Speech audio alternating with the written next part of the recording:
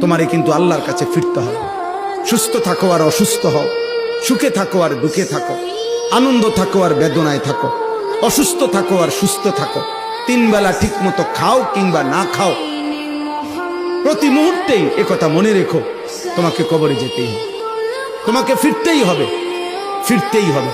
আমি আল্লাহর কাছে, ওয়া ইলাইহি তুহশারুন ওয়া ইলাইহি তুরজাউন ওয়া ইলাইহিল মাসির, ইলাইয়াল মাসির, ইলাল্লাহি মারজিউকুম জামিআ ওয়া আন্নাকুম ইলাইনা লা তুরজাউন।